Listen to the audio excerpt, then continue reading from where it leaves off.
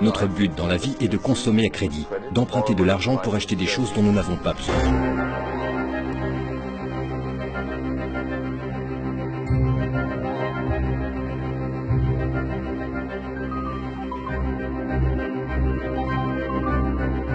Nous vivons dans une société de croissance dont la logique est non pas croître pour satisfaire les besoins, mais croître pour croître et pour justifier cette croissance de la production, faire croître sans limite la consommation.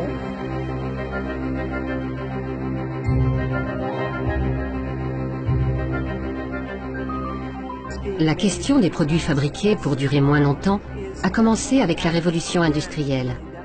Les nouvelles machines produisaient des marchandises beaucoup moins chères, ce qui était très bien pour les consommateurs. Mais ils ne pouvaient pas suivre le rythme des machines. Il y avait un excès de production.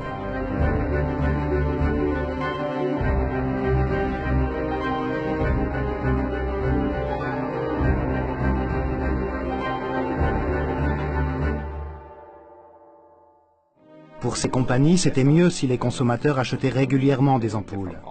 Si celles-ci duraient trop longtemps, cela représentait un préjudice économique.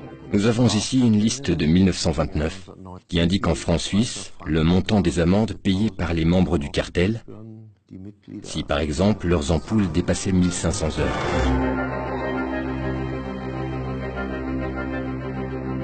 Pour les ingénieurs, c'était vraiment une période difficile. Cette confrontation avec l'obsolescence programmée les a conduits à revoir fondamentalement leur éthique. Les designers doivent comprendre pour qui ils travaillent.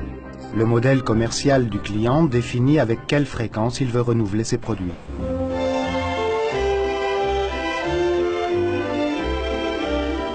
Women and men alike are increasingly interested in the look of things. They eagerly give their attention to what's new and beautiful and advanced. Il y a 8 ou 9 ans, j'ai réalisé que beaucoup de containers arrivent ici remplis de déchets électroniques. Je parle de matériel informatique et de télévision en panne dont personne ne veut dans les pays industrialisés. C'est absurde de recevoir tous ces déchets alors qu'on ne peut pas les traiter. D'autant plus que nous ne les avons pas produits et que notre pays est devenu la poubelle du monde.